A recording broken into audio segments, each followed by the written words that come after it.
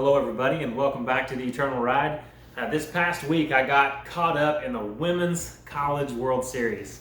And for you sports fans out there, maybe this is something that you got caught up into, and for you people that could care less about women's college softball, this may be lost on you a little bit, but just hang in there with me. I want you to think about some of these things that I learned by watching these girls play softball. There was one team in particular, the University of Oklahoma. They actually ended up winning the whole deal, so that was kind of cool. But this group of girls had maybe the most talent I've ever seen on a softball field, just all put in there with one group together. But they played for a higher purpose. And I didn't understand it whenever I first started watching her. I didn't know what was going on exactly, but as we were starting to follow this team through the playoffs and through the World Series, they did the same thing after every win. They would all go out into the middle of the softball field and they'd hold up four fingers.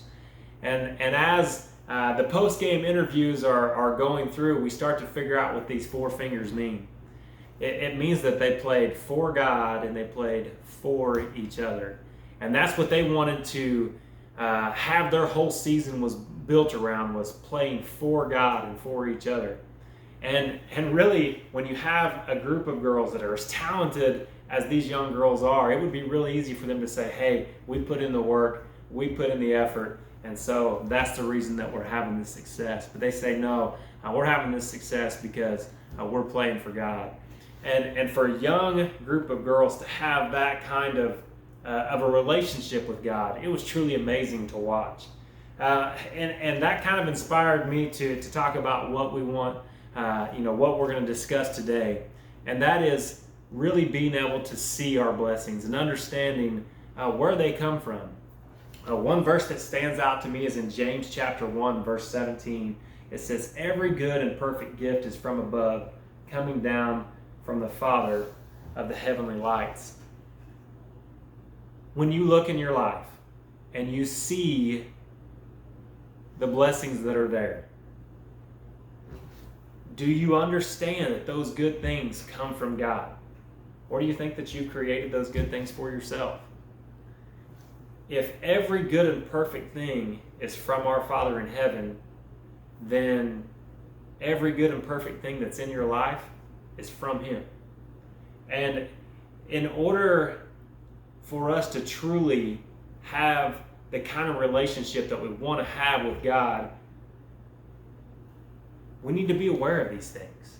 We need to know how good we do have it while we're here on this earth. Now, the greatest blessing is going to come whenever we're through with this life, when we move on to heaven. And that's why we're doing this. That's why we want to be faithful to God, is because we want to have that relationship with Him that's going to lead to eternal life.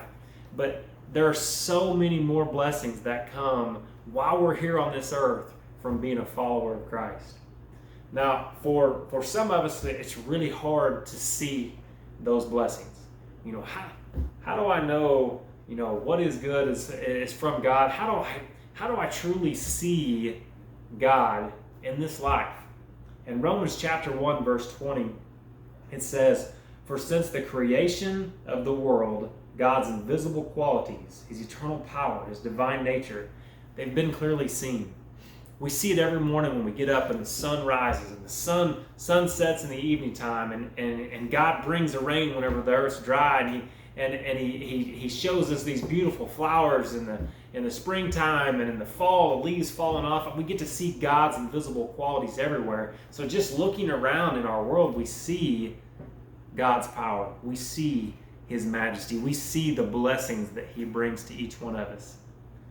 But to truly have that right relationship with Him, we need to see more than just His creation around us. We need to see what He's doing in each one of our individual lives. We need to see the people that He's put in our lives that are a blessing to us. We need to see the jobs, and for guys like me that are horse trainers, see the blessing of having those good animals to be able to train and have a job that I truly do enjoy. And for me, I guess the blessings, they're just easy to see. But there was a time in my life whenever I thought all those blessings were coming because I worked hard at it. But now I understand that that yes, I should be working hard, but those blessings come from God either way. Now, I guess my challenge to you as you're going through life, look around you. Yes, look at the beauty of this creation that God has given us. This beautiful land that we get to live in, and the beauty of everything that He's put in it. For us, see those things, but also really see the blessings of your individual life and how God is affecting it each and every day. Now, for some of you out there, you may say, well, I don't enjoy my job. I look around and I don't see anything but negative in my life, and I've got a boss that I don't enjoy working for. Or you young people, maybe I don't enjoy going to school, and I don't want to be doing all this schoolwork. Maybe your job doesn't even pay good, and you don't like it, and it's just, how do you see any blessings in that? There's a verse that I want to look at that I think can be very encouraging to you. I know it's been encouraging to me whenever I've been at those moments in my life. It's in Colossians chapter 3, and it starts in verse 23. It says, "Whatever you do, work at it with all your heart, as working for the Lord, not for men, since you know that you will receive an inheritance from the Lord as your reward. It is the Lord Christ you are serving." Now, I believe that if you get up in the morning and you say, all right, whatever I'm doing today, I'm going to this job that I don't enjoy, but Lord, I'm going to work today as if I'm working for you.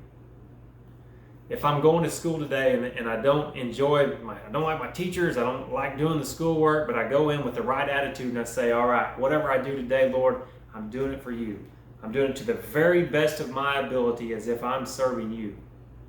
I can promise you that your life will be more enriched.